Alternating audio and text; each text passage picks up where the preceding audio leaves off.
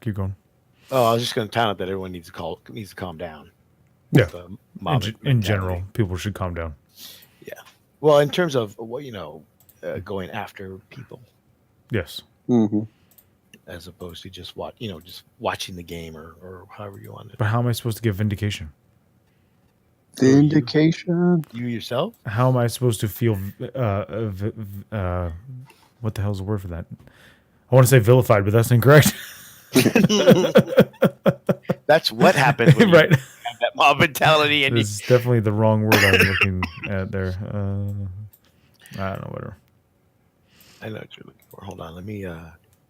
God damn it! Let me bring it up on the Twitch thing on my end. Okay. Real quick, and then we can start. We're alive. The stream's going. We're good. Well, I know, but where I'm just saying we started on time for once. At true. 8:15. Fake news. Thanks. We're in the middle of a national emergency, Danny. It's not kind to take jokes like that. We sure are. I'm so glad that I'm safe at this time of national distress.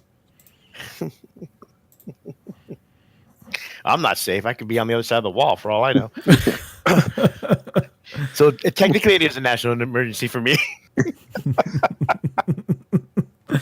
Well, I'm fine, and we all know that. That's I all care that matters. mostly about myself. Yeah. So whatever.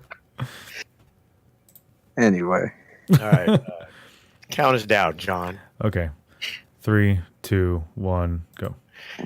Hey, everybody. Welcome for a new episode of TFG Radio. It's been a long week. Yes. For all of us. Yes. Very long. It most certainly has.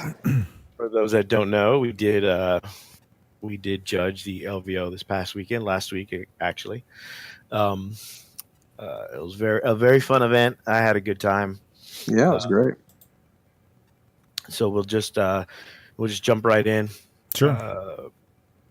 Basically, our trip there, we drove with my brother, the official photographer, who still hasn't given me his pictures. Did he take any? He took a bunch. But he did. I saw him taking a bunch, but I never saw the results. They're all on the SC card or whatever with whatever. So I still have to get it from him to upload it. So, okay. Solid. So I'll try to get that in the next day or two, hopefully by Monday. He luckily, like every year, he drove for all of us. Mm-hmm. No, nothing major, nothing really weird on that trip. Fortunately, the trip back was a little tiresome.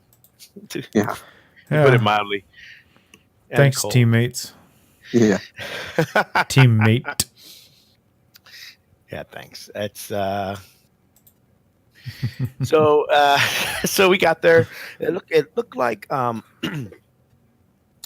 like this year Reese didn't need too much help from our perspective, because usually when we get there, there's still a lot to do. Yeah. Yeah, there was basically, we just finished cleaning up tables, like finding the random tables that didn't exist or anywhere, the ones that seemed to not exist anywhere, and then they didn't even need our help with the registration table this year. No. Oh yeah. Which was pretty cool. It was just pegging Reese down to like make a decision about those last couple tables that were not full. Okay, what do you want to do these 3 tables? Okay, well, we can find that terrain someplace. 20 minutes later. Okay, what are we doing with these 3 empty tables? This terrain's not showing up. What do you want to do with this?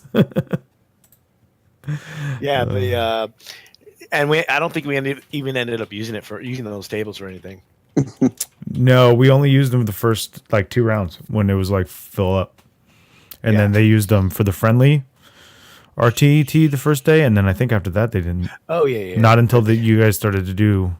And I didn't even know we were doing the friendly, the Friday friendly. Which was I didn't. Well, that was no big deal. It was 8 players, right? No, it was 8 players. I set them up, kind of gave them the basics, and then they were just off on their own onto the races, basically. Oh, I didn't really have to monitor them too much, which is kind of almost a theme for the weekend.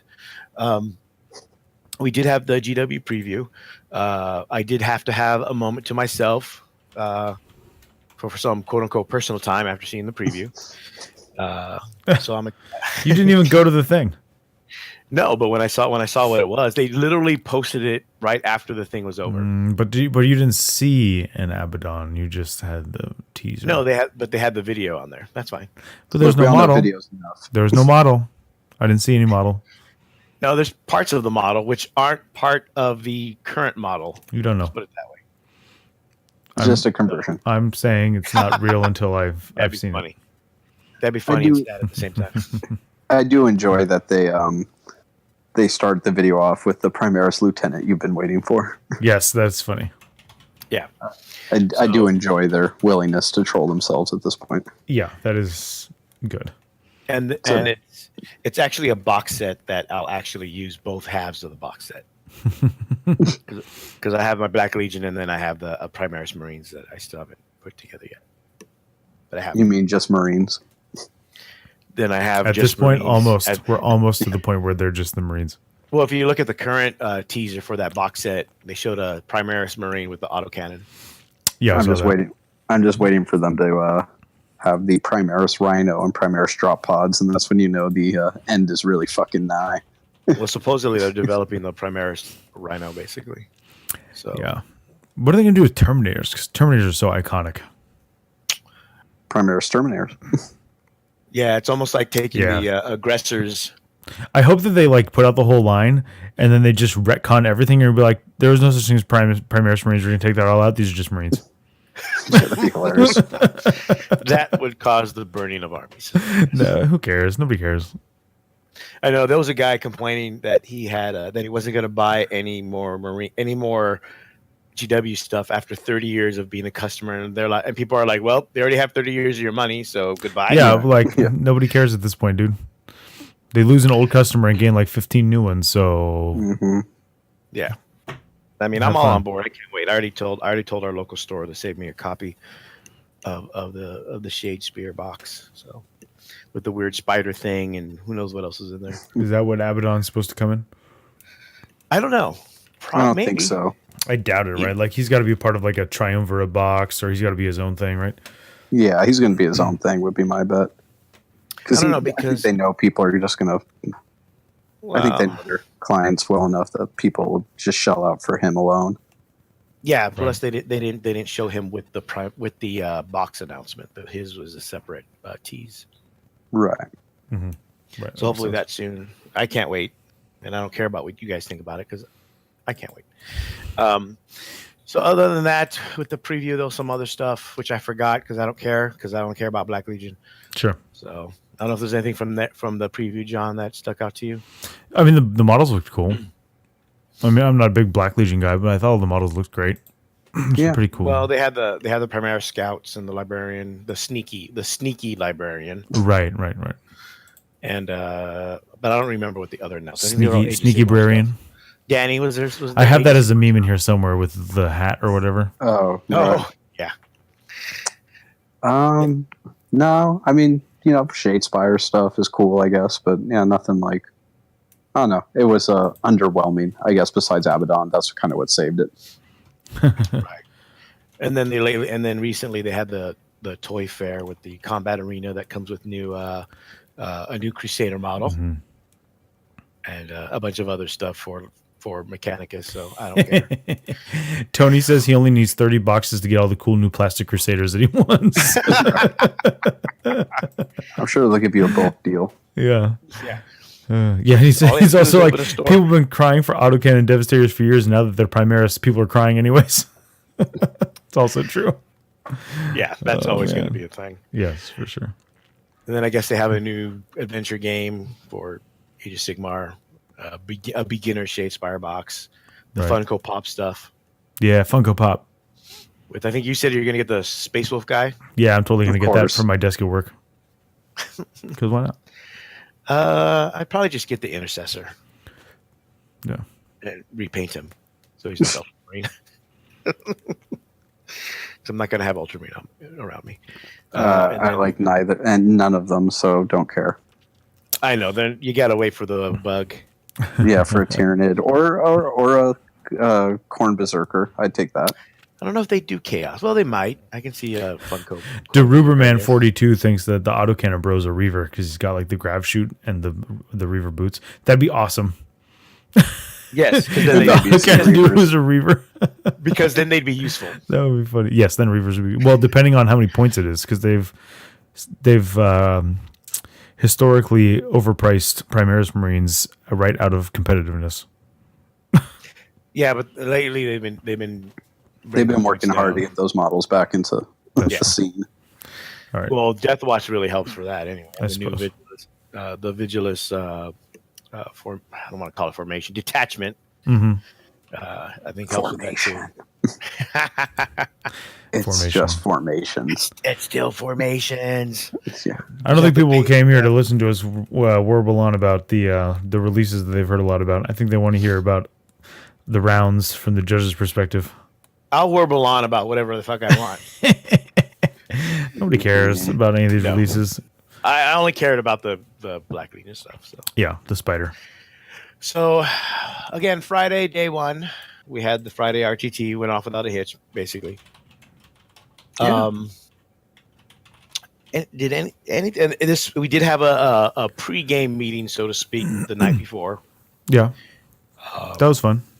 Yeah, it was a good time. Because it was more of like a party atmosphere than, I mean, we went over some business stuff, but not a lot.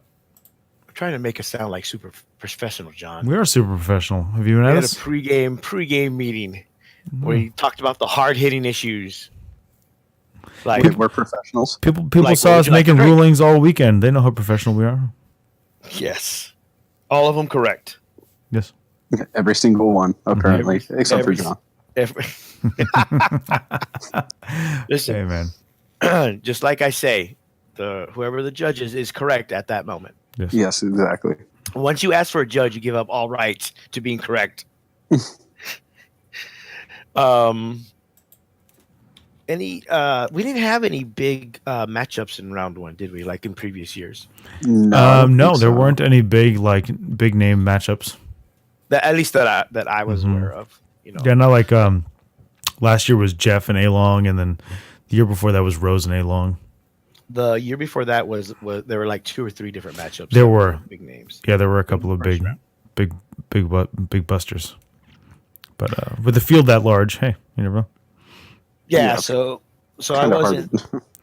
I know, right? Yeah, I don't remember giving out too many or having too many calls during that time. A lot of it was just the typical wait time of everyone, crashing the servers to kind of find their pairings. Yeah. Next year, we definitely you. have to make sure Called we it. don't announce it, and we just let people Yeah. realize that they're up on their own. Slowly. Yeah. Yeah, I think that might work if we just do it and just not tell anybody. Yeah.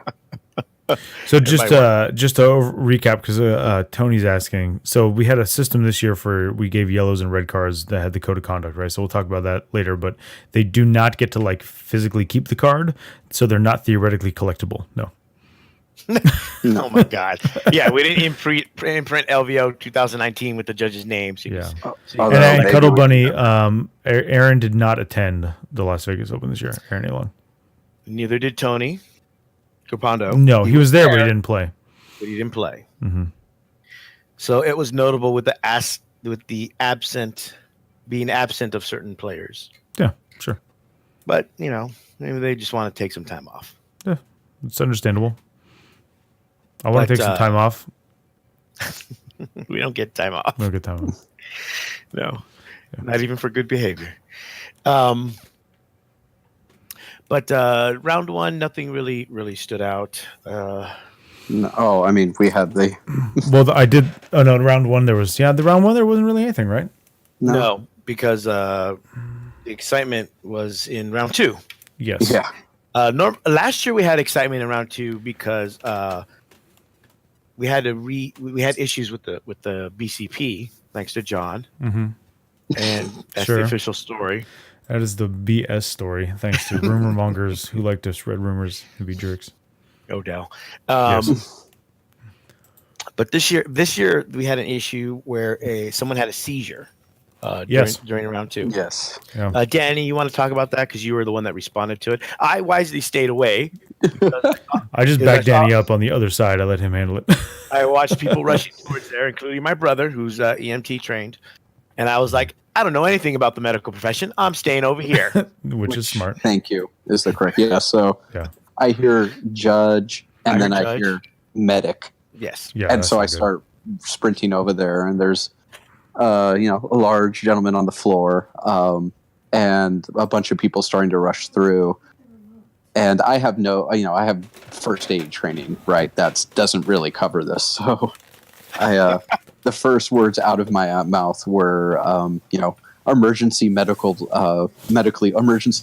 trained individuals only. And then people started, like, when I saw them, I'm like, started roll calling. It's like, I'm a nurse, right? I'm an EMT. One guy was, I'm a physician. I was like, okay, you guys can work on him. Everyone else, back the fuck up. I basically at that point just crowd controlled because, I have no idea what to do, really. And seeing as there were people whose, entire job is to do things like this, he was well taken care of. I will say, your brother, John, and our teammate, Danny Kwan, went sprinting. I mean, absolutely sprinting through valleys looking for an AED since they called out for one. And they could not find one, which was one of those things of, I guess, a big difference between Nevada and California, that you're not required to have those in certain places. So the guys got him kind of stabilized pretty quickly. It took about 10 minutes for the actual for the Vegas EMTs to show up, and then it was by the time they were there, he was awake, talking. He was more or less fine, but they still, had to you still got to take him off. Yeah, they took him out, and we packed up his army and gave it to the casino for safekeeping as down payment. Yeah, and that was about it. And overall, the guys who helped were quite excellent. I mean, God, it was really funny. At one point, the security was like once their EMT showed up, was trying to get them to like basically go away. Yeah. And one of the guys was like, it's like, I don't give a fuck. He's my patient right now. You're going to have to carry me out of here. I was like, damn, dedication. And they literally, they took down all their information. Like they took photographs of like their driver's license for insurance purposes. I'm sure, of course. in case anything happened to him. Right. But he was fine. He came back day 2 and played. Apparently it was severe dehydration. Is that what it was? Yeah, it was funny because me and a couple of the other guys who were there, like the guys who were treating him, I told them when I saw them, like, hey, he's back if you want to go say hi, check on him. And, when I told them what I had learned, they were like, oh. And so every time we'd see him, we'd be like, you got a cup of water there, buddy? Yeah, that's legit. We talked about it. Other podcasts talked about it, that it make sure you're properly hydrated during the event. And it's also one of those things of, I don't want to sound harsh, but I think it's real that you have to look at your level of physical health, right? Like if you're a little on the chubby side, it's not a big deal, but you should know if your weight is much higher than it should be, right? Like if you get winded just kind of walking the con hall, you should be sitting down during your games. You should be drinking water constantly, right? Like just be self-reflective enough to understand that when you're that heavy, right, that your health is not going to your constitution rolls are not going to be very high. Yeah. I was drinking water all day because because soda was like $5 a pop or something like that. So I was drinking more water than anything else, and the water was free at the event. So it's not like there was no access to water. Although there is one point during the tournament where I walked around the whole hall. Because they hadn't changed out the water yet. Yeah, they weren't as good at that this year.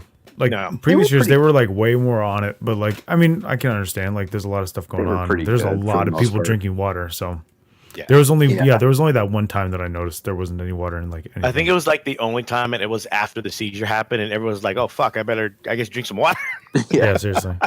Oh, I should look out for my health, I guess. Huh? Yeah, the lessons learned from this, besides drink water, guys, be aware of your health, is remember things like sugar and alcohol dehydrate you; they don't hydrate you. Correct. And also, if you don't that have Red Bull vodka is so good during the day. Oh my god! Yeah. if you don't have medical training, please, when something like that happens, just stay the fuck out of the way. Yep. All I did was keep people thing. away because I didn't want to get involved at all. I got basic first aid that I needed to be a teacher, and that's it. I was like, nope. I'm going to stand here and make sure people stay out of it. He's bigger than a school-age kid, so yeah. Probably out of your depth, John. Yes, definitely, for sure. Yeah, no, I didn't do anything different other than make sure that the people treating him were medically trained, and after that, it was just dealing with the security and the casino as the kind of as frontlines representative. Yeah. Yep. Yeah, like it's just, guys, if anything, like first instinct is likely to help, which is a good thing, but the moment someone more qualified than you is there, just back up and walk away, and so they can operate. And then if you want to, stick around so you can give information. But like, don't fucking be a looky-loo. Jeff says he was there to sue somebody afterwards. Of course you were, Mr. Lawyer. Oh my God. Man. Nice. There was also some. I don't want to say. There's also some issues in that second round. But not related to the games. No. Yeah. The one was yours, right? Wasn't that the one where the guy was like, give me a yellow? Well, no. Okay, that was another round? That was, I think, the third round. Okay. Yeah, I double yellowed the guy in round 2. Over painting. So what happened? I'll do the setup. John can tell the second half. Yeah. A gentleman was not happy with his paint score. He wanted to that's fine. That happens. Right. It's totally fine. That happens. We decided, I think, to rescore it or have a couple other people look at it, whatever.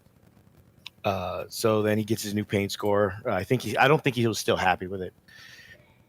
And we're like, all right, whatever. So he goes off the play, I believe, the second round. And John, you can take it from there. So I rescored him. Like, I was like, well, I didn't paint score the first place, so I'll go ahead and rescore you. It's not a big deal. Because I was doing other stuff while you guys, like Adam and I did a lot of the BCP list kind of stuff while Danny and Chris and Jason did the paint. And Thomas. And Thomas too did the paint, which is better because you guys you do that better than I do anyways. And so I was like, sure, I'll rescore it because I never saw it in the first place. So no big deal, right? And I rescored it with him, and he walked me through something that was questionable on my end and something that he explained. So I was like, fine. So we bumped his score up a little. And then I'm walking by his table round 2, and there's 2 models on the table that he never showed me. And they're not painted like the rest of the army. And I was like, okay. So I stopped. I went back to you guys, and I was like, hey, I think somebody go walk by. And I think it was Thomas. Thomas was like, yeah, that's totally was not part of the army when it was presented to us at all. So I was like, okay, well, that's deceptive. So he's going to get a yellow card for that. And then he did it twice. So it's 2. So I walk over to him and I tell him, I was like, hey, those 2 models weren't presented to us. And he says, well, they're not mine, so they're not part of my army. And I'm like, no, your army is the thing on your army list. Like, your army is what you're currently playing on the board. What are you playing on the board? He's like, my army. I was like, that's right. So that's what you have to present. You present your army for painting. And he's like, but they're not mine. I don't own them, so they're not mine. They're not part of my army. And I was like, no, they are. So you're getting a yellow card because you deceived the paint judges, and then you're getting a second one because you did it again with me. And I said, and furthermore, you're not going to be eligible for Renaissance Man or Best Painted. And he was like, well, I'm sorry. I didn't know that I had to include models that weren't part of my army. I was like, but they are part of your army. Right. Because they're absolutely part of, like, you're using them on the table right now. So they're part of your army. And he accepted the 2 yellows, and we moved on. So, I mean, that was that. But yeah, and apparently afterwards, Adam, you started to hear from people that commission painters have been telling people not to include models that are non-commission painted. Now, his aren't commission painted; they're his. No, they're his. But that's the thing that's been out there. What ended up happening was I was talking to someone else about. I was actually talking to his team captain about it, and he mentioned to me that a lot of commission painters, or some commission painters, I don't know the numbers because I don't get my stuff commission painted, will sometimes tell their customers to hide models, essentially hide models that are maybe not part of the commission. Up to the standard of the rest of the army. Now, I don't know if he heard that from somebody else or got it, or maybe he just felt that he wanted, or maybe he just, came to that conclusion himself, or maybe he, believed that, it's not technically part of his army because he didn't paint it. That seems like a really dumb defense. I'm just, benefit of the doubt. But nope, never. but basically, apparently, it's a thing, from what I hear, and it's something I think that judges in the future maybe need to be aware of. I think the big mistake was asking for a second opinion on his army, but that's a whole nother discussion. Yeah, I don't know why. Like, well, because he clearly, I think he really did feel like he didn't need to include it. Like, I honestly think that that's what he thought. Right. I mean, that's wrong. That's what I mean. But I think he honestly did think that, because otherwise, why would he come back a second time? Like, why would you do that? Why would you risk it? You know, and then playing with it, you know, we're going to be walking around. Like, I think he legitimately thought that it was fine. You know, right? So, for future reference for everybody, make sure you include your whole army, not just the models. Yeah, everything on your army list, please. Because, like, I think it was Michael said, well, Michael Snyder said, if you want to do that, you can just put one model out.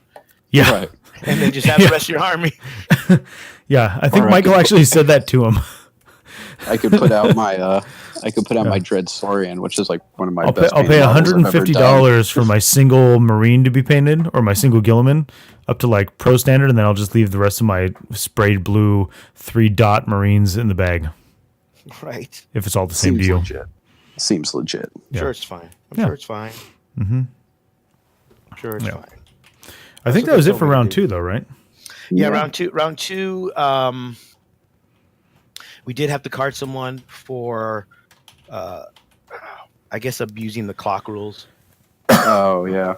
Oh, because they decided that they were going to, run out the clock for 45 minutes. What ended up happening was someone had gone below 10 minutes, and someone decided to essentially start their time and just not do anything for the remainder of their time until they got under 10 minutes and then ended the game. Mm-hmm.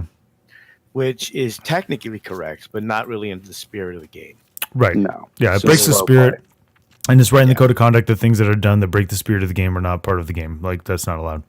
So, so they and I think the chess clock rules are going to be changing slightly to reflect some of the stuff that we've learned. Like, after the LVO every year and we end the season, we go in and we look at the stuff and look at what, and also the survey that got sent out to see what people are thinking and how things should change and maybe what we should do differently. So, so D Rubberman, we're not going to talk about specific people's cases. Yeah, we're not big on calling people out. Yeah, we don't really do that on this. Like, we'll talk about circumstances because it's useful to other players to know what other players have done and gotten in trouble for and stuff. But we're not a shoutcast. We're not trying to make what is it? We're not trying to have our rap battles. What is that? Diss tracks. We're not into diss tracks over here. So. I'm not trying to make 40K diss tracks. We're trying to make. We're not trying to make internet beef. Yeah. Plus, like, I honestly feel like when you're at LVO and we're judging, like, even if you have a history, we leave your history at the door. Yeah, for the most part. You know. Yeah. In shut up, Jeff. We use your history, except for Jeff. Definitely holding against Jeff. Judge the shit out of Jeff. Yes, for sure. We use the history to kind of like keep an eye on stuff. We don't, but not necessarily to go out and try to get certain people. No, we're not out to get anybody. Absolutely not. That would be completely unfair. Yeah, and wrong. I mean, on so many levels. There's plenty of people who deserve it, but we wouldn't do it. Yeah. Yes. So. You'd have to catch us at the bar in Vegas to get that list. Yes, Tony, you can chant USA, USA, USA. That's fine. You may celebrate. You may not do things that are celebratory in an aggressive manner. Correct. Like, you can't throw your tape measure down on the table, like towards the common play area, towards their model, or towards their models, which happened. More importantly, towards your opponent's models. Yes. Round 3. There wasn't much round 3. Round 3 that wasn't when the deployment thing came up. That was round 4. What was round 3? Round 3 there wasn't really too many big things. Round 3, I don't remember it being really. No, round 3 was the one where the guy told you, Adam, give me a yellow, right? Okay, so I went to a table. Yeah. Guy asked about the assault, fight again rule, and we've been consistent in saying that in order to be eligible to fight again, you can pick a unit, but they still have to follow the steps in the fight phase. Right. So you have to be within an inch or declare a charge or something along those lines, and and then they can fight. He did not agree with me, which is not uncommon. Sure, that's fine. You're allowed to disagree. Yeah, you're still wrong, but you can disagree. Correct. He did ask. I usually ask, "Do you want another judge, or do you want, basically a second opinion?" Which I don't. I mean, I don't care. I don't have, He was very. I don't want to say aggressive, but he's very animated at the very least, and said, "Yeah, give me another judge. I'll take the yellow." Mm-hmm. And in my head, to be honest, I was like, well, I wasn't going to give it a yellow. Right. Just because you asked for another judge doesn't mean you're automatically yellow carded. Like, come on. I'll give you the yellow if you want, I sure. guess. So I'll hand them out like candy if that's what you want. Yeah. I think I asked for you, John, right? Yeah. I was the one that came over, yeah. You came over, gave the same thing. He said he was wrong and gave us a little more attitude. And so, again, I wasn't going to give him the yellow, even though he asked. Once I got the attitude. Once I got the attitude, I'm like, okay, well, here's your yellow. Play your game. game. Keep on playing. And then I just turned around and walk away. So that was also the round that the flyer thing came up over and over. And it wasn't, this wasn't Alex Harrison. It was the other Eldar guy who had a bunch of flyers, remember? And about being on the table. Yeah, no, it wasn't. No, that was a different one. That was also round 3. I'll go over that one. But it was the guy who was up on top of the building, right? The flyer was up on the top of the building, and you draw line of sight from the wings. Oh my god! But then you draw distance from the base, and so the guy was like, "Well, no, the closest model is this one to the wing," and the guy's like, "No, I draw line of sight from the wings, but the closest model is to the base, and the base is this big, so everybody's equidistant." It was Eldar versus Sisters of Battle. The guy had put it on top of the building, and. Line of sight wise, you could see him because of the big old wings, but because everything was kind of equidistant from the base, right? You could basically choose whoever he wants to shoot at that point because he wanted to shoot at characters. I think this is Aaron Wish in the chat, and he says, John in my round 3 also gave my opponent the same ruling, but I still yelled at John for good measure. That's fair. That's fair. I'll allow that. Tony, you were right. Do dumb things and get dumb prizes. Yes. Yep. Yeah. So the other thing, round 3 with the flyers was I walk over to the table and the guy's like drawing line of sight, and the guy has a question about line of sight and from the flyer, and I'm like, your flyer's not even legally on the table. And he's like, what do you mean? I'm like, you can't have your flyer's wing, and I think it was a Vendetta, the big wings, Right. Like you can't have your wing off the edge of the table. Like here's the edge of the table, and the wing is over the edge of the table out here, and you're drawing line of sight across empty space that's not even in play, and claiming you have line of sight. And I'm like, that no, you can't do that. Like you can't have the wings off the table. Like it's the warp, John. It's the warp. No, so sorry. But then that ended up coming up again in a couple of games, where I was like, no, you can't be drawing line of sight from that. And it was actually Alex Harrison that had actually covered that with his opponent, where he's like, hey, I'm placing this here. If it's cool with you, I'm not going to draw line of sight from this wing that's off the table. Okay. And he was like, okay, that's fine. His opponent was like, yeah, that's totally fine. And so when I came to the table, I was like, hey, you can't do that. He's like, well, no, we agreed that I wouldn't draw line of sight from there. And I asked his opponent, I was like, is that true? And he was like, yeah, that's what we agreed. That's fine. I was like, okay, that's fine, but your base still has to be on the table. Oh. And Alex was like, oh man, sorry. It was like off a hair, like just barely. So he moved it over. But to move it over a hair, he then had to move it to another spot. And so then they had to rework shooting a little bit, but it was all done very amicably. It was fine. So, I mean, there was stuff like that, but it was just like little things. And like a lot of people weren't aware that the whole model needed to be on the table. Like right. Because I think that was something that we just got a clarification from GW. Like, I don't think that's an FAQ or anything. That was just something. Of course, it's not. That's the other frustrating thing. That is the other frustrating thing. Yes. But yeah, so we just asked, and they're like, yeah, it needs to be on the table. And it was no big deal. No, Tony, he didn't use a water cup to move anything. I watched a lot of his games closely, and he did not ever use a water cup to move anything. I think by that point, we had already asked him to make sure he marks who's shooting. Yeah. which units were shooting? Mhm. Because that came up a lot. We did because he's fast player, and so He's that fast, was round yeah. 3 that happened. That was round Yeah. 3 where we had him start marking his. And And there were other people we had to talk about that too. Yes. Where we were like, you're if you want to play fast, that's fine, but you need to mark what has shot and what has not, so that your opponent knows. Yeah, Because I had to talk if you're to, gonna like, 2 play other fast, people. play fast. I get it. You don't want to run out of time. Yeah. But you need to slow. You need to roll a little slower, and you need to make sure you mark everything. So I think that was the But most that's all common stuff that- question that I got comes in up. round 3. Was Yeah. the clock question of my opponent wants to play on the clock, but I don't want to. Do I have to? Yes. yes, yeah, that came up a couple of times. Yeah, yes. and that happens. We said every Mhm. orc player has started that conversation with, so I'm an orc player. And it's like, too bad. You get the same amount of time as everybody. Yeah, yeah. oh my god, the orc players all tournament long. They prefaced everything with, "So I'm playing orcs," as if that was like the magical keyword for getting special treatment or something. I don't care if you brought 150 orc grots, you still must play within the time. Sorry, like I don't know what you want from me. Let's see. There's a couple of things in chat. Access entropy. Yes, you are correct. Jeff was right on that. Wings can be off the table during deployment. Once the game begins, the models must be on the table completely. Jeff wants to know if we can provide what we think should happen with the chess clock rules for next season. We'll talk about that at the end. Yeah, we'll talk about that at the end. I think that what was we it. would Yeah. like to happen and what will or not. Yeah, we can necessarily. talk about that later. So that was round 3. Round 3 was pretty That was simple. round 3. We had our judges' dinner. Yep. Like Yep, I which put on was- our show notes in heaven. Mm-hmm. That was Yeah, great. told you It that was- place is great. What was the name of it again, Danny? Bizarre Meats by Jose Sorry. Andres. Yes. Who also has restaurants other places, right?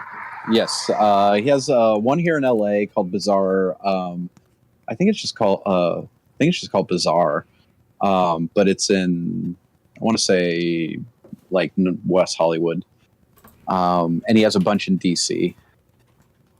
Yeah, that's right. DC. That was the other. Another. Yeah, Yeah, so be sure you sell a kidney before you go there. I'm not gonna lie, Mm-hmm. but it's Mhm. it's still it's well worth it. It was totally worth it. yeah. I told you those chicken croquettes are So are good. legit. What was the? And then there was another pastry with meat and cheese on it that was really good too. So. Oh, that was their the lox. Was it their deconstructed lox? The Bagel and lox? deconstructed lox is really good. Yeah. Mhm. So Yeah, there was a There bunch was of the stuff. foie gras cotton candy. Oh yeah, that's amazing. I didn't have that. So Yeah, because of the sugar, Because his foot would fall off. probably. Or he'd end up like round 2 guy. so Oh, that reminds me. That was a hilarious line. I couldn't help myself. So during the seizure incident, one of the EMT calls out for like, a glucometer, right, to see if he was going into diabetic shock. And so, I boomed Right. out like, "Does anyone have a glucometer or a blood sugar strip?" I said no And because then- I don't like to stab myself. Yeah, and Right. people people were like looking around, and I couldn't help it. I'm like, it's like looking around this room. I know at least 5 of you have this. That's so great. Wow. Damn, just calling everybody out in the room, huh, Danny? No chill. No Just chill at all. No chill whatsoever. Hey, But I didn't know if that guy that's was real. tired out. I mean, it's real It's true. life. I mean, It's true. looking around the room, I'm pretty sure there's more than 5. Yeah. Yeah, I was just doing who I knew could hear me. Yeah. So we had our dinner. I think we went to bed like right after dinner. Yeah, it's hard. Oh, to yeah, we function did. with that Yeah. kind of meal in you Well, we didn't also get back from dinner till like midnight. late. Yeah, because Yeah. the BCP screw up made us push back dinner plans by like an hour. Yeah, by an hour. So we didn't even get there till like Well, 9. I think we didn't look, just like everybody else, we didn't look at the packet. I looked at the packet. No, you didn't. Yeah. So Sure did. they added a half hour between each round, not just the first and second round. Yeah, that's true. Which was necessary. Like, there's just Yes, no with way. this many people, yes. But I didn't look at. I'm like, what? I thought we should only have like 5 minutes. Then we go. Home. Nope. So Yeah. day 2, Yes. Danny gets to relive his War Machine days. Oh sort yeah, of. hmm the 16-hour day. The long day for you. For you. Yeah, he just got drunk with a pub crawl. And stayed up till We- 4. We'll talk about that later. We this is the day where that, and at most tournaments in general, most GTs, this is where you start to get a bit more questions. Yeah, and people start to get chippy with each other. And people do start to get chippy with you. These are when dreams are made. When the tryhards are trying hard. With the judges, with their opponents sometimes. Mm-hmm. And this is where you start to see certain players play each other. Certain players you may know. Yes, known players play each other. Round 4. Round 4 had a number of yellows. I think round 4 had the most number of yellows, actually. A few of them were for, because people start to look at lists. Mm-hmm. So most of those that we gave out were for either having no warlord named, no warlord designated, or just having an illegal list altogether. Yeah. Yeah. Yeah, there's a lot of people forgetting the rule of 3 exists. Yeah, there was that one, but yeah, I don't know why that was a thing. Like, I think it's just because it draws so many people in that, like, you get a lot of people who maybe aren't necessarily that tuned into the match play thing, and they're not that tuned into the competitive, like, everything, and they just want to come to LVO and, like, I want to play in the biggest Warhammer tournament in the world. And so because of that, you get these guys who are like, what do you mean there's a rule of 3?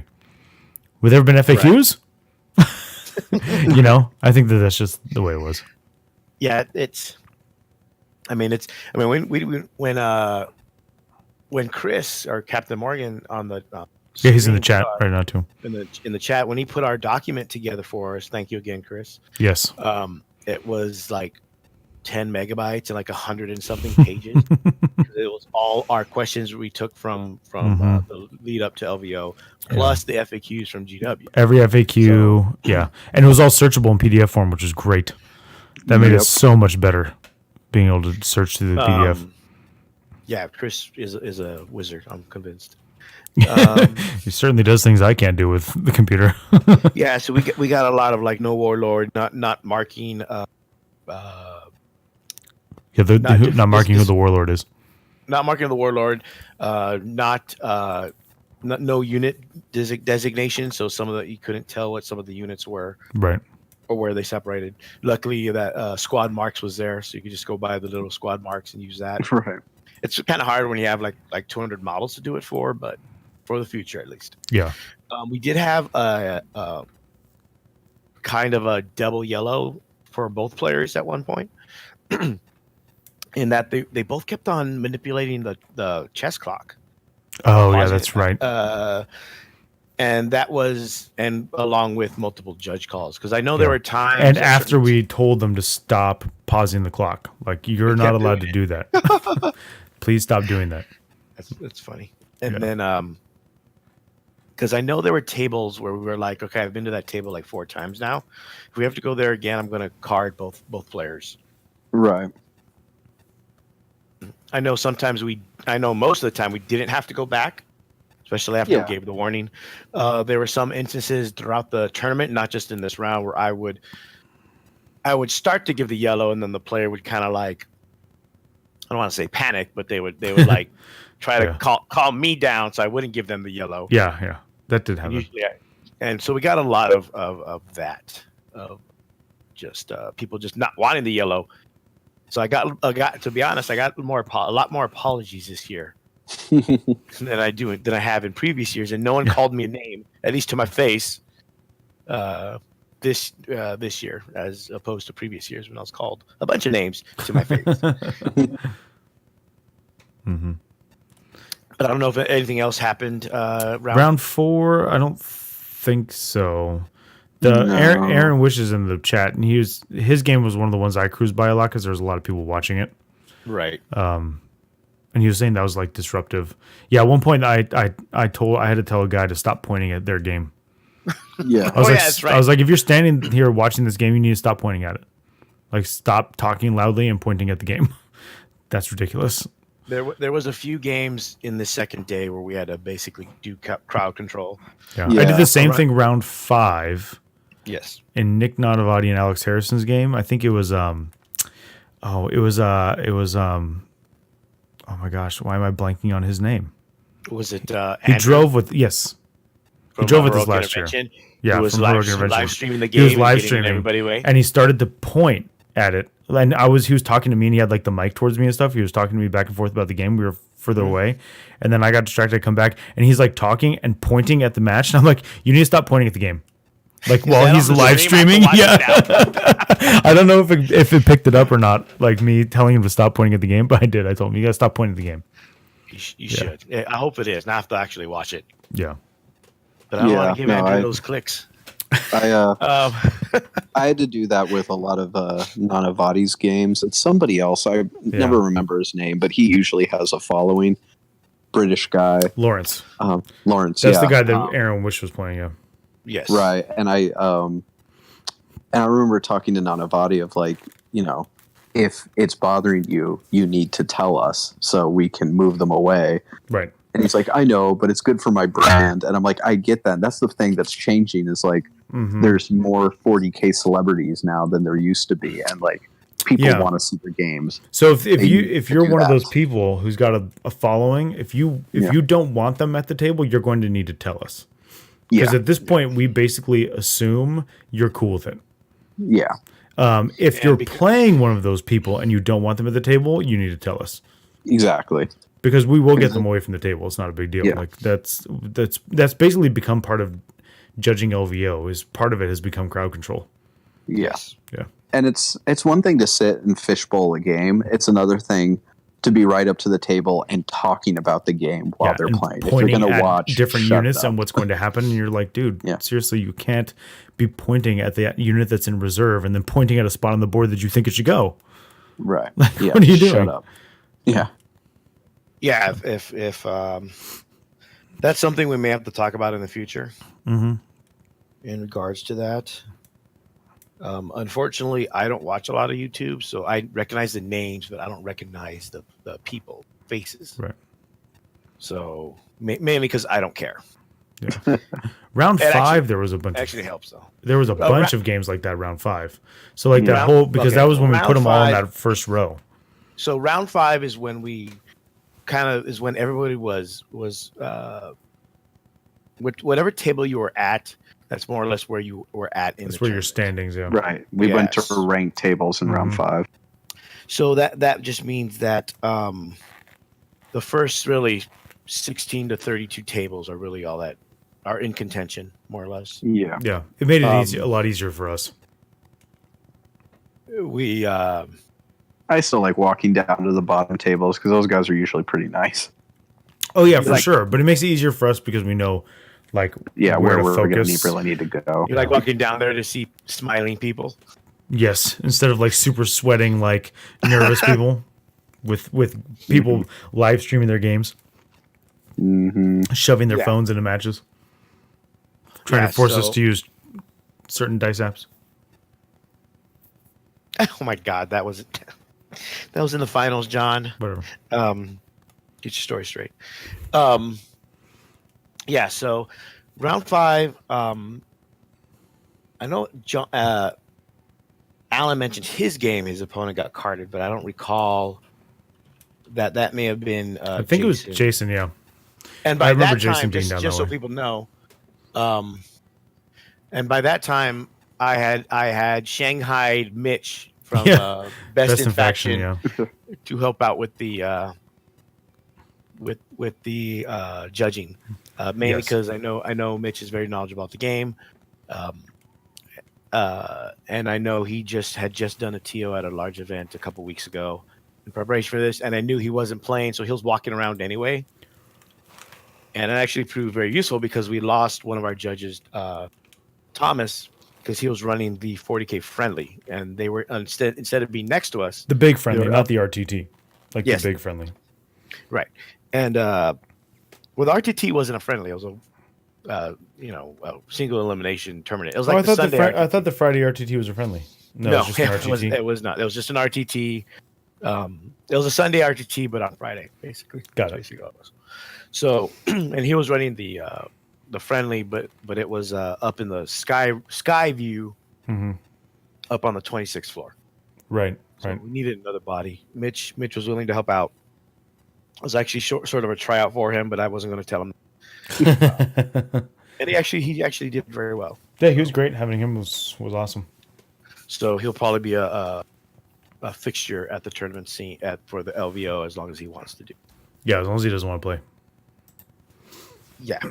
So Mitch was there helping on those, especially on those first 32 tables. Yeah, that was kind of just the assignment we gave him. We go like just walk these tables consistently. Yeah. So. Yeah, I don't know anything about Alan's opponent getting yellow carded. It must have been Jason. I remember Jason being down that way in round 5. Because I know Chris would have written down it if we. But there was an incident with one of the games where one player was gonna again try to use the clock. The clock, yeah. His advantage. We ended up not carding him because he didn't do it. No, he declared his intent, and the other guy called the judge. Right. And we're like, no, the guy sorry. Like, no, you have to play it. And he's like, okay. From my understanding, was that he decided to concede, put his hand out. His opponent also put his hand out, but at the last moment pulled his hand away and decided to try to go for more points. Now, yeah. That being said, I do not know what turn they were on, so I don't know how many points he had. They could have been on turn 4. Yeah, maybe he thought he would get like the bonus point. Mm-hmm. Maybe he didn't realize how tabling and concessions work almost exactly the same. Yeah, well, a lot of people don't realize if you concede, you get like nothing. Yeah, well, your opponent that concedes gets 0. Right, but you score the same as if it was a table lead. Right. Yes. So he would have earned more points whether he tabled them or got the concession. The concession actually would have gotten more points. Chris says it was turn 5. He was right there when it started to happen. Okay, so even with 5, that still would have got him like about 8. It being points. turn 5, in my opinion, actually makes this story worse. Yeah. Like, come on, man. What are you doing?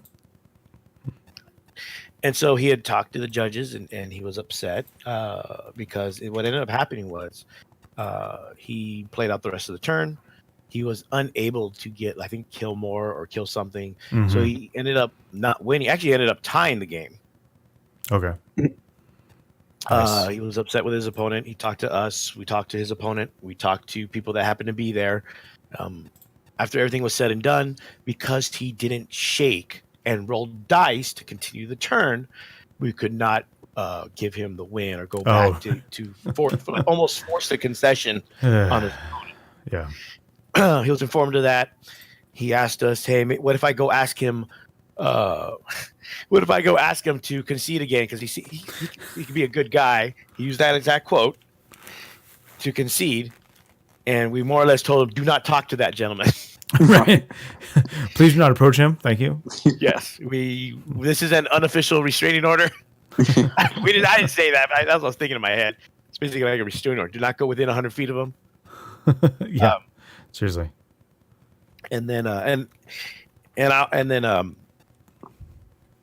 his story continues to the next day, to the round of 8, but we'll go back to that. And that's where we had left it. We told him not to talk to anybody. And move on. Round 5 is also the double red, but that was in AOS. Age of Sigmar. Yeah, that was Age of Sigmar. Just as a capper, real quick for the guy, like Chris points out, you can tell he was visibly shaken and sweaty and kind of amped upset. Yeah, he was. Yeah, he was on edge. He was. He was totally amped up for sure. He looked slightly hysterical. I'll say it. Yes. Okay. Sorry, excuse me. What also happened, I'll let Danny tell, because Danny really had to go deal with it. Well, almost had to go deal with it. And he actually missed out on the best part. Yeah, go ahead, Danny. So during round 5, the Scott, the AOS tournament organizer, comes up to us. Oh, yeah.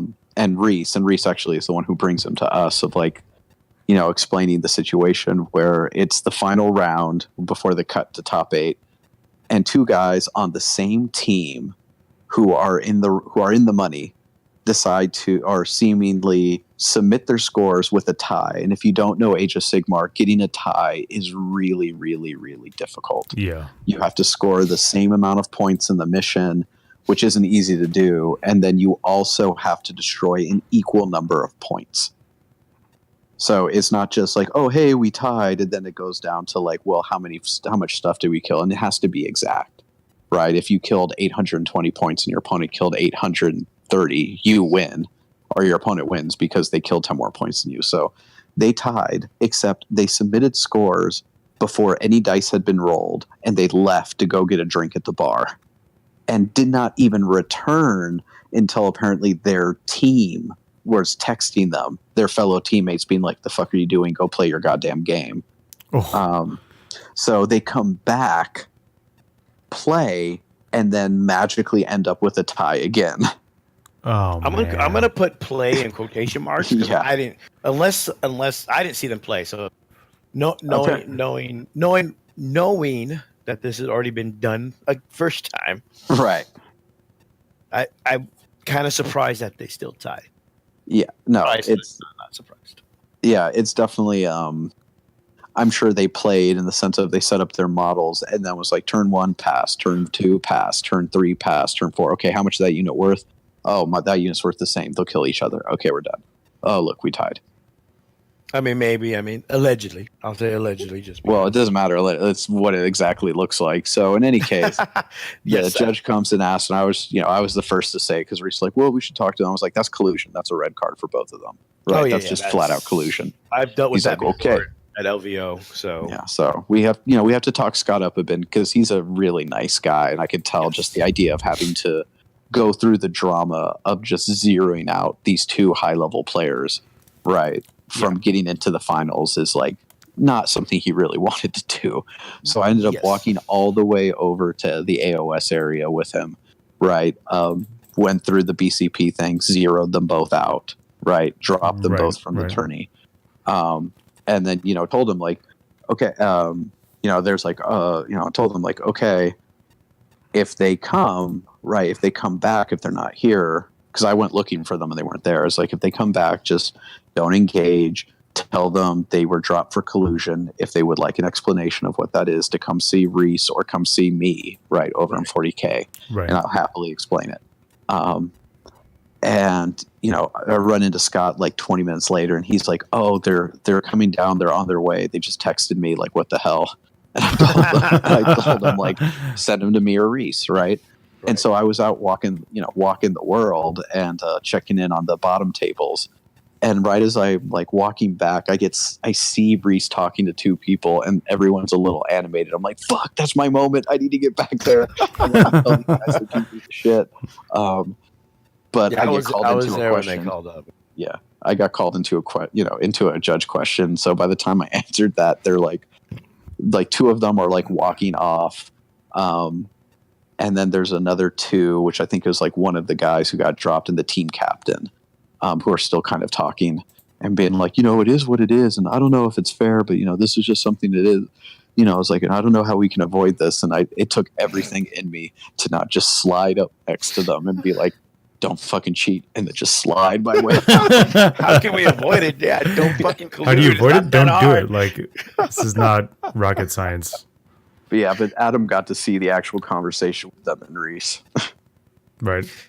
Yeah, so I won't say everything that was said, only, but essentially what it was the gist of the conversation was, guys, you guys colluded. That's a red card. You guys are out of the tournament. That's essentially what Reese told them. Yeah, right. It's pretty simple and cut and dry. Like, yeah, there's no question about it, dude. They tried to argue that they did come back and play, but the initial collusion, just the initial collusion and the way it makes the tournament look, even if they came back, that would probably make it worse if they allowed it. Yeah. So there was no choice but to give the double red and eject them from the event.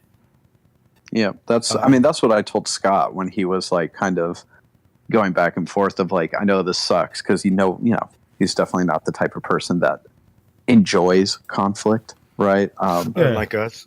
Yeah, exactly. If we go to the 4 Yugian archetypes, right? Like, high conflict individuals.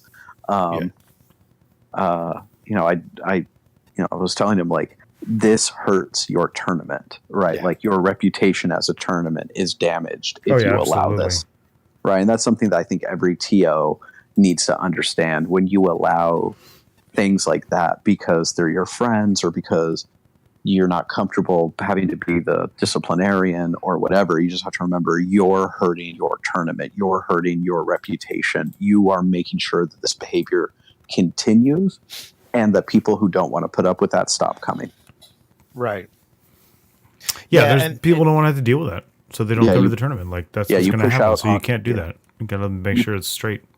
Yeah, you push out honest players and you just invite the worst players. Right, like that's really what it becomes. Yeah, and apparently they got a lot of positive feedback after it was done. Oh, I'm sure the vast majority of the players were quite happy. And I mean, I didn't get a chance to talk to their team captain, but I told Scott, if he talked to him, of like he should really reconsider having those guys on his team, because I wouldn't want, like, if someone in Wrecked did that, right, and there was clear cut, they're gone, right? I would be the first to say, get the hell off the team, right? Like, that's not okay. Right, and this doesn't just mean collusion in any game. Like, if you're table number 150 out of a 150 table event, and you want to go have a beer, whatever, nobody cares. Yeah, right. But if you're colluding to get into the top 8, that's totally different.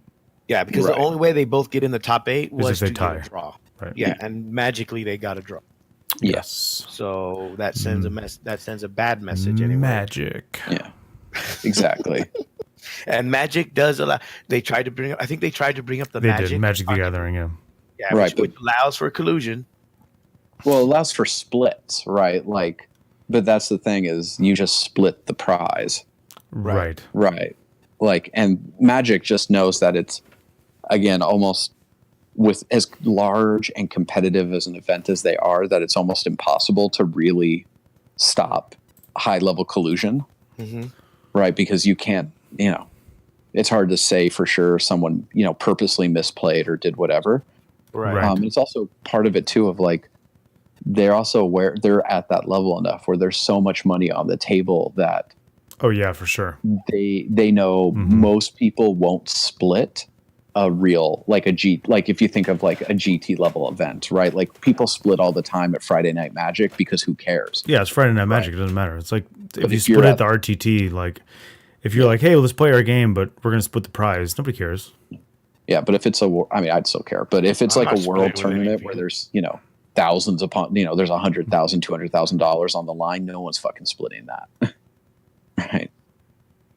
Yeah. So, and even then, I don't think they allow you to do it at the highest level like that. I think you have to actually win to get the super big prize money. Mm-hmm. Plus, and this is just an example of how the code of conduct can be used to empower someone, because all he has to do is really point to the code of conduct as to why they're getting the red cards or why they're getting booted from the event. And it's not something like, oh, it's because you don't like us or you just don't like our team or things like that. No, it says in the rules, don't do this. Yeah. Right. Don't collude. Yeah. Jeff, your definition of legitimate and mine are totally different, for the record. Well, Jeff is a lawyer. I know. That's right. So round 6. Only here. Oh, wait, no, I had one more round. Oh, you had one more round 5? Cool. Only Jeff was Kaepernick's a lawyer. Seriously? Could have made a lot of money. Go ahead, Danny. Sorry. No, I was going to say round 5 was, so, this guy had been kind of talking to me all tournament because he saw I was paint judging, although I don't think I judged his. But he's like, hey, how do I make sure that I got paint scored? I was like, give me your name and I'll go look it up right now. I was like, okay, yeah, you got it. He's like, cool. And then like a round later comes back of like, can I know my score? I'm like, I got to go do something. I'll catch you later. So round 5, he comes up to submit a score with his opponent because their BCP wasn't working. And it's like, oh, hey, can I get my, it's like, man, I got fucking destroyed. Can I get my paint score? And I was like, yeah, man, I got time. Let me look you up real quick. And I look him up. I was like, oh, you got like a 19 out of 20. Right. And he's just like, I fucking dropped. That's fucking bullshit. Fuck this place. Right? Like, that's fucking. I didn't even know about that. Yeah. I never heard this story. It gets better. It gets better. And he walks away. And I literally had to call after him. I'm like, that's cool, man. I don't know it's like, I forgot your name. Can I drop? I can't drop you until you tell me your name. And like, he's like, oh, sorry. And I was like, no, my bad. I probably should have remembered that from 40 seconds ago. But, was it Derek? No. I wouldn't need to ask that with Derek. But it was funny because he like walks away funny. And then we're getting ready to do like the setup because we did the final paint judging during the kind of, round 6.5.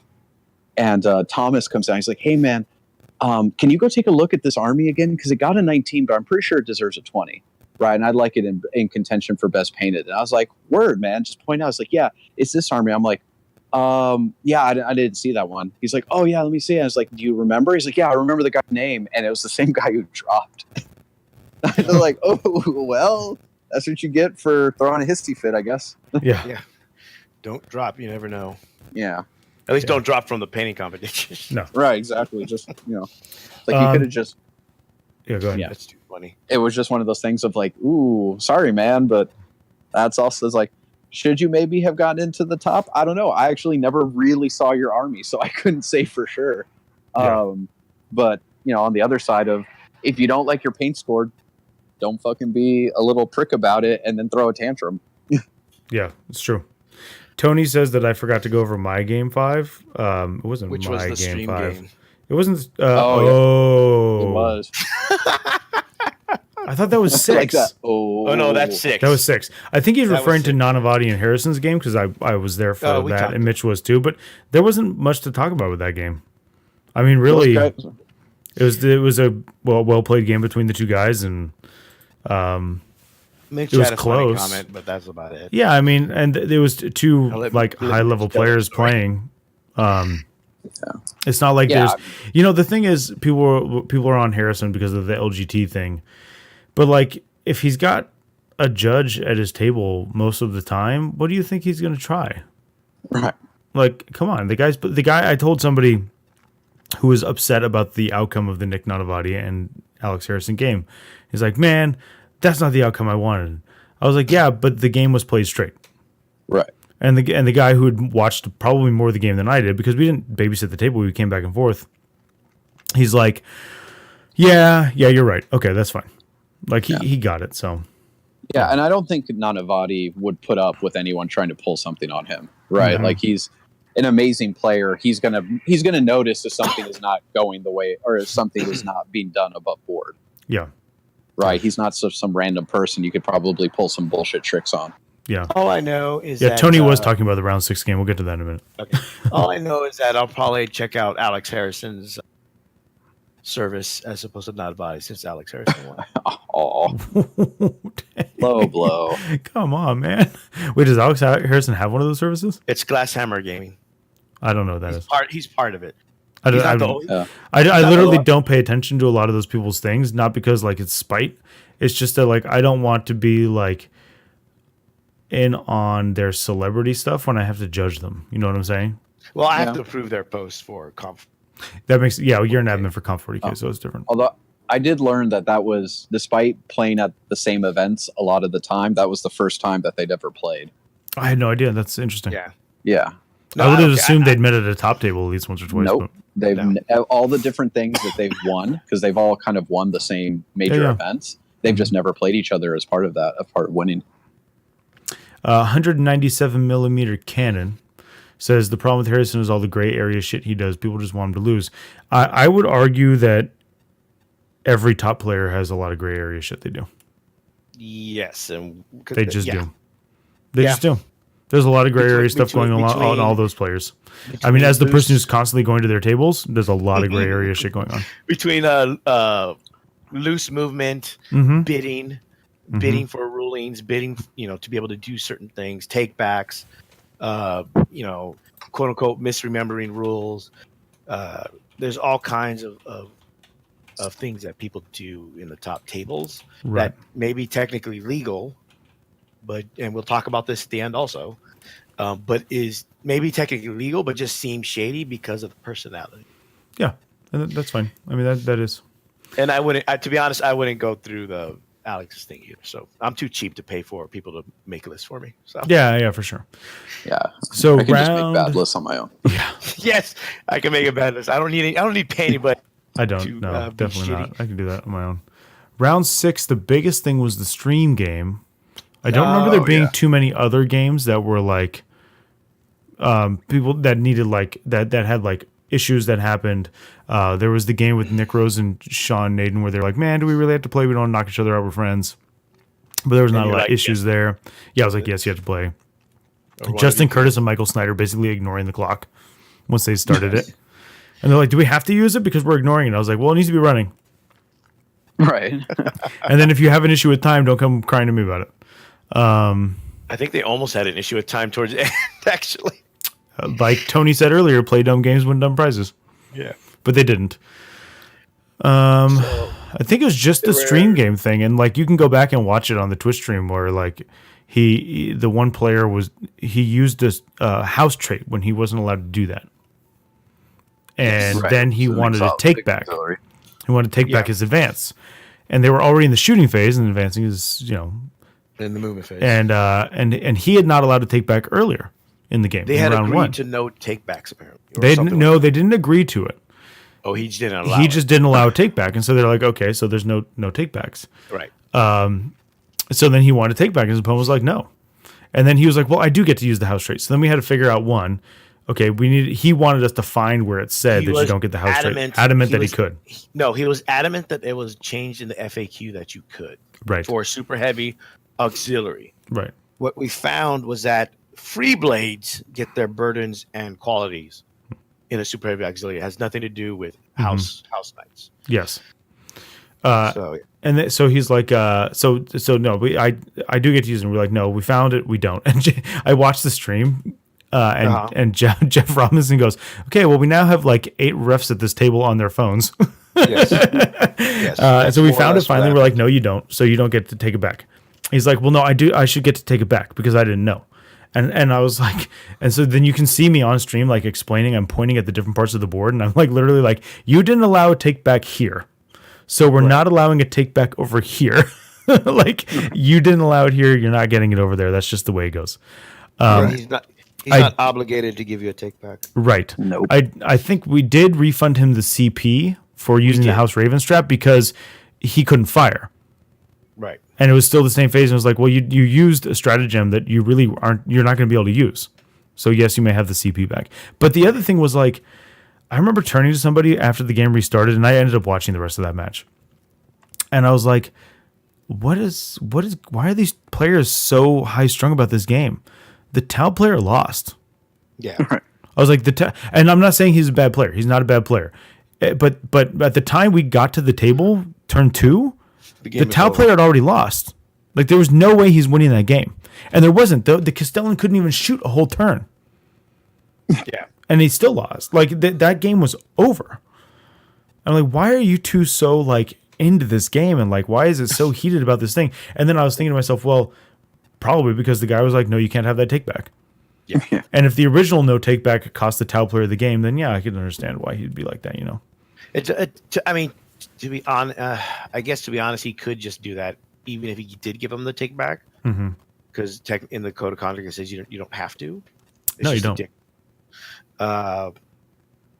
But from my understanding, is the Tau player is kind of not as high strung as the other player is. Yeah, he was definitely more laid back about things. Yeah, but I think it's also they're both 5-0. Yes. Yeah, they're in the round 6. You're 5-0. There's a lot of pressure. Yeah, you want to make that top 8. We've talked about this before, and we'll bring it up later during the day 3, where and some people just react to stress differently.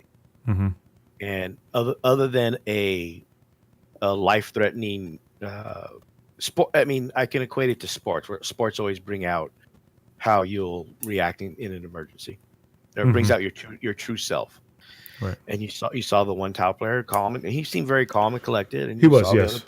The other player was very excitable, yelling at everybody and telling everybody that he's right and getting all overexcited over everything.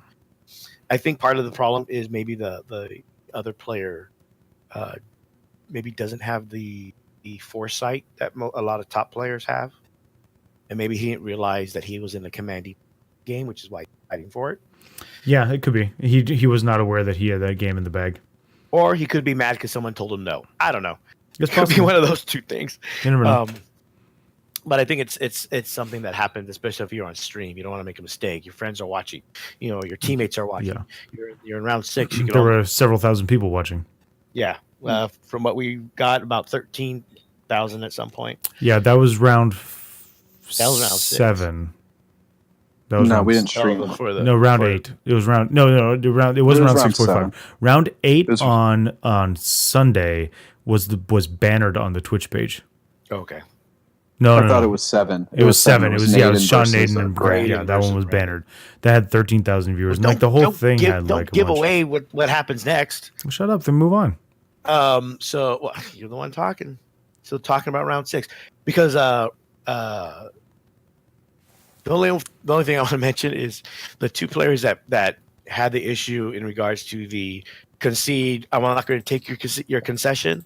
Actually played right next to each other in the following round. Yes, that's right. Yeah. That was 6.5. Yeah. Mm-hmm. No. In round 6. Oh. In round 6, they played right next to each other on the same side of the table. Nice. Oh my God. So what ended up happening after the end of the day, we ended up with 9 undefeated. So we had to have the extra round 6.5. Danny and Thomas graciously volunteered to do that. I actually came by later, like towards the end.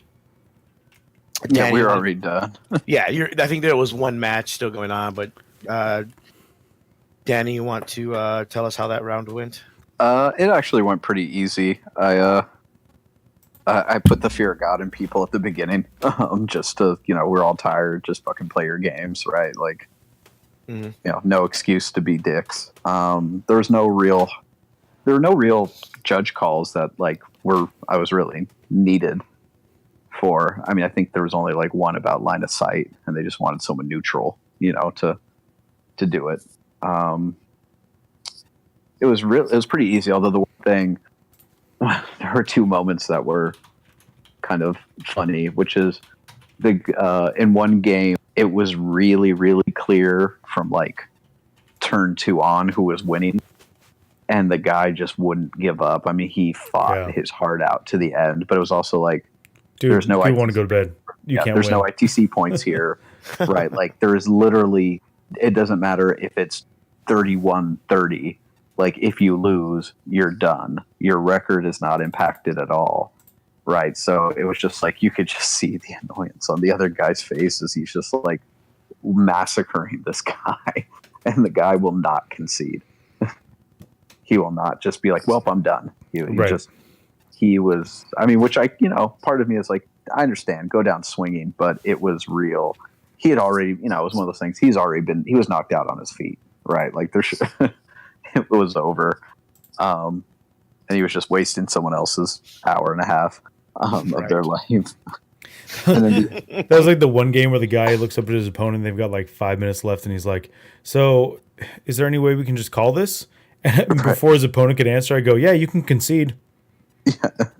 And the other guy was winning. He's like, what? I was like, you can concede. That ends the game. It's your opponent wants to finish playing the game, man. You're going to finish playing this game. Yep. Right. And then the other guy who got knocked out, Pablo was there doing kind of a Facebook Live, special coverage for Frontline. Just fine. And he was interviewing guys who lost and literally out of his mouth was, well, I guess it's a good thing I didn't make top 8 because it's not as my models aren't GW, and when you look at them, they're all GW models. At least they look that way. Do you think he's saying this live on stream? Right. Do you think he meant that they weren't GW and that some of them were maybe? No, he certainly meant that they were recast. They're recast, yeah. Okay. Yeah, because they're almost all Forge World models. Mm-hmm. Okay. And somebody's got that sweet China connection or Russia. Yeah, and he was just shit-eating grin on his face as he said it, and I was just you fucking moron. Yeah. Why are you doing that? Like, why are you saying that live on a camera? Like, come on. Yeah, like, come on, guy. So that was really funny of just being like, well, I hope GW doesn't see that. Seriously. Yeah, I know, right? My my night was nice. I went on the pub crawl and stayed until 4 a.m. Yes. And then you and my brother hung out till like 3 or something. Yeah. No, I went to bed at 4. But I went to bed. I went to bed sober. I did not go to bed drunk, so I did not wake up with a hangover. That's the important part. Yes, because later that morning, I'm by myself. Danny justifiably recuperating. Yes. From the night before. John I just went to take a shower. Yeah. Well, hey, whatever you need to do, take care of to get back in the groove. Yeah. John is being lazy and late. Because he's out at all hours of the night. Gallivanting around town on the pub crawl. I was apparently on Trevor's back at one point. Yes, there's a photograph of that. There's physical evidence of that, yes. Shh. I don't know what you're talking about. You'll note that is missing from the photos that are going through the scroll. I'm sure it can be found somewhere. Yeah. So I don't think we gave any cards for round 6 except for the this Twitch stream. Yeah. So our final 8 were actually, I believe, the top 8 to begin with. I'd have to look at this. No, or who? No, there was a. Oh no, because Josh got in. That's right. Yeah, because Josh was the 9th undefeated. That's right. He was the reason we had to have the 6.5. Mm-hmm. So yeah, it was Josh versus Harrison, and it was Matthew Ali versus Snyder. Right. And it was Abilez William Abilez versus Justin Lewis. Then the stream was Sean Naden versus Brandon Grant. Yeah. All good games, man. So just from our perspective, at least I'll say from my perspective, I'm not going to speak for John or Danny. I noticed that certain players were playing each other. Mm-hmm. Usually players with questionable past or have become questionable through the course of the tournament. And this is where the second half of that story comes in with the guy that was agitated on the previous day. He was agitated once again with his opponent from the play-in and wanted to essentially confront him again. I told him no, because he's going to play right now. You can talk to him if you need to. I said he could talk to him, but he could talk to him after the round. He proceeded to essentially, I consider it yelling, but essentially yell at him into his face as he was getting ready for the playoff game. How did I miss all this with this guy? You're too busy sleeping in your hangover phase. I know that I was awake and down there when this was happening. I just missed it. You were probably at the stream table. Okay. Yeah. You spent most of the time at stream table, and Adam and I were. That's true. Me, Danny, Chris, and Jason on occasion. For that Sunday, Jason and Mitch, I got the Sunday RTT started, but Jason and Mitch really handled the Sunday RTT. We had 12 pods. Yeah, that was great of them to do that. And then Long War was handling the doubles. The doubles. So I mentioned it to Chris, and then Chris tells me that the guy had actually confronted the other person from earlier, and asked him to concede, to be a good guy, which I think was the quote. Oh God! And concede their match, game 5 match. So and then Chris had told me that, and then I told Chris what happened. Like 12 hours later. Yes. Jesus, man. Well, no, I don't know when he asked the first guy, but then he basically was belligerent to his opponent from the night before, from the play-in game, that following morning. And so Chris had to go talk to him and essentially double yellowed him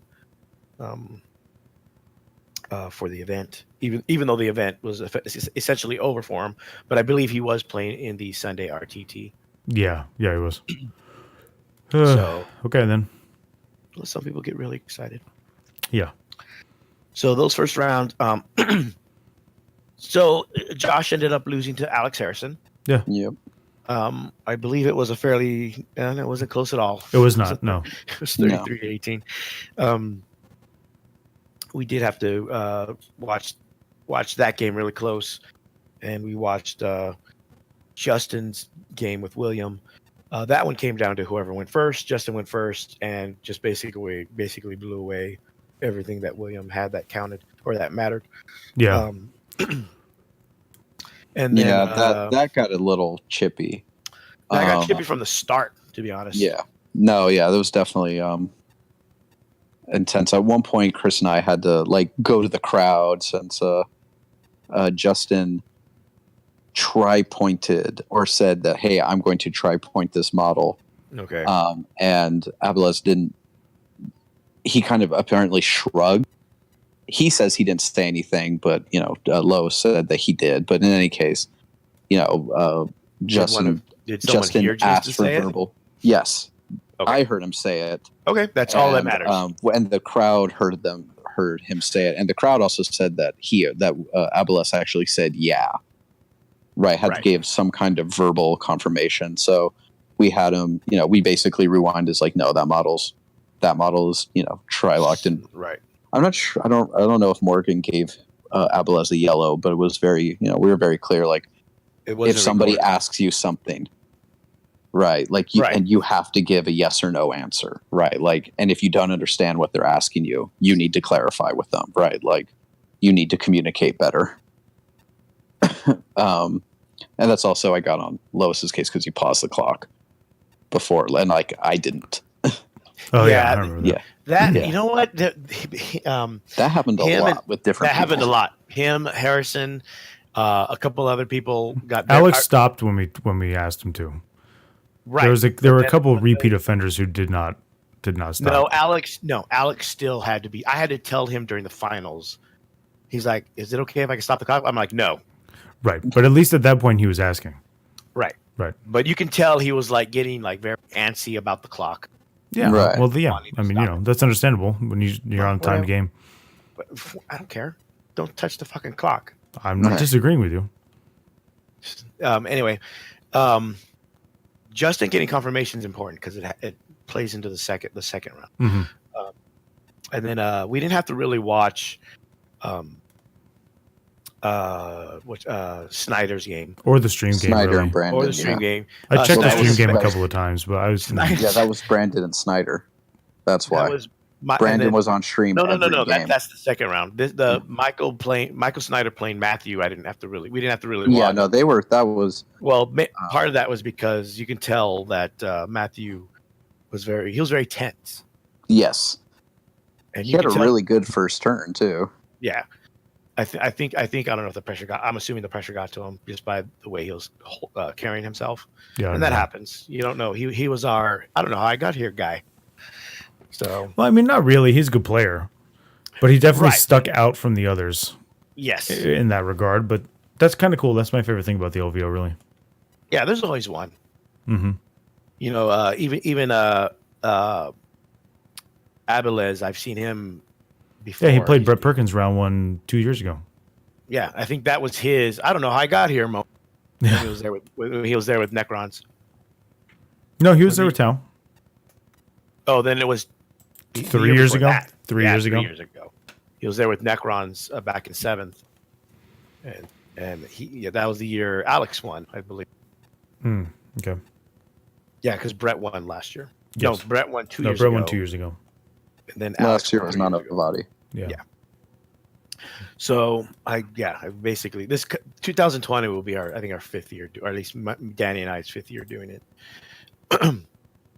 But yeah, you can tell that Matthew was a bit tense about his match, and Michael's always relaxed. I won't go into why he's always relaxed, but he just always is. Round 8. On the stream, Snyder versus Brandon Grant, and then Justin with Alex. We knew we didn't have to worry about Michael and Brandon because they played each other. They're teammates. Yeah.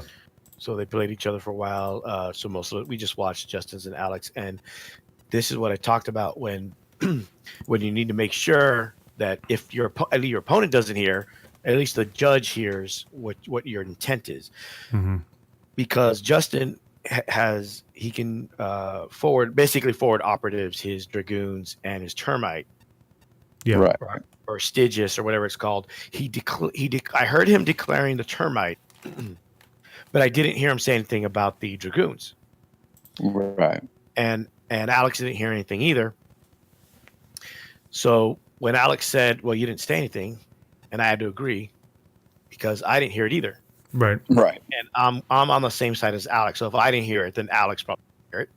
Alex said, "Well, if I had heard it, I would have let you take that back or let you do that move, but I didn't hear it." So he started his first turn. So that game was essentially what I think Alex had been doing the whole tournament, which is using his flyers to block movement. Oh yeah, for sure. He was talking about that on Facebook today, I think. Yeah. Like I think it was in the the stupid sudden death thread where people are like, "Where do we use the sudden death rule?" Yeah. No, Yeah, you don't, because I'm like, yeah. And he's like, you don't have to worry about sudden death if you just block people out with your flyers. Right. So I didn't worry about that thread because I just turned off the commenting after a while. So it basically, and especially because those dragoons are on big bases. Yeah, they are. So they're harder. Really big harder bases. Yeah. Harder to get through and easier to block out. Yeah.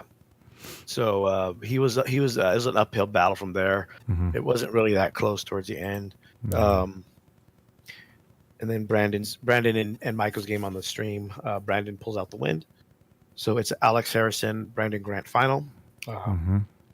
I can't even describe it. It was just so loud and it was cool. It was like it was an experience I've never had at 40K before. Like that final table, like we had blocked it off with tables all the way around it to make sure people couldn't come in because people kept pushing in. Right. It was a totally interesting and wild experience. Yep. I've just never seen it before. It was cool. Even though Brandon had the Castella and he lost it at about, I think it was turn 3. Turn three. Turn 3 was probably a turn too late. Yes. Yeah. Well, yeah. Alex was talking to us about the game after the game, and he was saying like, if I kill it turn 2, I win. Yeah. But killing it turn 3, no. Maybe it's like it becomes iffy, and if he hadn't killed it on turn 3, he lost. So like turn 3 was the exact turn where if he kills it that turn, the game is up in the air. Yeah, and it was up in the air the whole time with him flying around and killing things, and we had some issues. Nothing too bad, at least in my opinion. I don't know. It was all regular kind of stuff you'd find at the top table. Like, and the thing that the Twitch chat and like even after that people were freaking out still is that Alex was moving his flyers back and forth all the time, but they had agreed from the beginning to take backs. Right. Like from the very beginning. And Alex also was not like moving a flyer and then going back and moving a second flyer. Like not without verbally saying, you know what, I'm going to move this one here actually instead. Is that cool? Like every time he did that, he basically asked permission. Yeah, he asked permission. And like people on the stream were like, why is he moving it here and then moving it there and then moving it back? Well, they had agreed that that's how they were going to play it. I think that's how he'd be allowed. And as a judge, I'm not going to step in and be like, I know you agreed to this, but and the code of conduct says that your agreements are binding, but I'm going to overrule you. Right. Like, and they asked me for stuff a lot. Like the flyer thing came up again with the wing off the table, right? So he goes to put his flyer down. And I go, okay, now remember the wing can't be on the table. He goes, well, I'm not going to draw a line of sight from that side. And Brandon goes, well, okay, what do you say? And I looked at Brandon. I was like, well, what did you guys agree to? He's like, I didn't agree to anything. I'm asking you for a ruling. At which point I said, okay, then the wing has to be fully on the table. And Alex was like, okay. And he put the flyer up on the crate and he goes, okay, it's going to be right here. I'll put the dice because of the wobbly model. And Brandon goes, that's fine. Like, that's how that match went. Like, if they needed me, I stepped in. Or if they needed somebody else who was there, they stepped in. And then that was that. It also speaks a little bit to reputation of, Brandon Grant, because they had agreed, especially in terms of movement, right? Like, he moved his models around a lot, right? Like he'd be like, I'm going to go here. Wait, no, they're going to go here. Wait, I'm going to do this here. And no one really got on him about that. Yeah. Because, he doesn't have any kind of negative reputation, right? Like for anyone ever says about him, I think the worst thing is that, he doesn't, he's just a robot. Yeah. There was a couple times where like he'd move something, he'd move his like one of his hellhounds or whatever, and then he'd move it back and then he'd move it someplace else. And nobody said a word in the Twitch chat or nobody in the audience, the peanut gallery, nobody said a word. But that's part of what the reputation does for you, I guess. But that was a really cool game. Like that was a great easily game. my favorite experience of the whole event. And it was super positive. Even when the people started to yell out cheater because they thought that Alex had turned the clock when he didn't, that whole situation with the clock, I went back and watched that too. I was like, am I misremembering that? Like people would keep asking me about it. Am I misremembering how that happened? And no, I didn't. There was and you can go back and watch the Twitch tape, and it's hilarious because it's obvious when you watch the recap, the restream, the rerun, what do we call it on Twitch? Right. And the replay, sure. And Brandon clearly bumps the objective, the center objective, and he bumps it away from his own models, right? Right. And it was clear that it got bumped, and it got bumped off the center of the table. So I go to fix it, and as I start to measure it, so I'm trying to get it done during Brandon's turn because they're doing stuff on the other side of the table. They're rolling and stuff. So like I can do this without being intrusive in the game. So I start to do it, and it gets switched over to Alex's turn. But Alex needed that area of the board where I was measuring. So he went to flip the paddle. He went to flip the paddle back to Brandon. And as he's doing that, he says, this should be on Brandon's time, which is correct. If I'm fixing his mistake, it should be on Brandon's time. And I said, no, I'm going to pause it. And I paused it. So you see that happen. And I immediately reach over and pause it because I'm communicating with him and he's communicating back. Because he's saying, no, this is his mistake. It should be on his time. And I'm like, yeah, I'll pause it. And I pause it. And they like, as soon as he touches it, everybody in the crowd is like, you cheated. And I'm like, come on. He's not. And then Alex goes, here, let me grab the measuring tape and I'll hold it over the side here so that you can make sure it's 36. And then we get it moved back. Right. And then Brandon's at one point, he's like, it's fine. I'm like, no, you bumped it. I don't even think he realized he did it. No, like, I think, he was in the zone. He was trying. He that game is, if you haven't watched it, is worth the replay. It's worth the 2 hours of your life because it is a wonderful example of how sheer kill doesn't mean you win the game. Right. That, the entire, from the moment they started playing Brandon, you can see it that he was like, how do I outscore this guy every turn? Right. And like, how do I get that? Mm-hmm. Yeah. I followed every turn. That's all Brandon did. I mean, yeah. I was there recording things. Like I kept track of CPs and, wounds on models and stuff. And I was talking with Handsome Dave, the singer. Dave Singer. And at one point he's like, well, after the first turn, he's like, how does Brandon win this game? And, we're talking like that.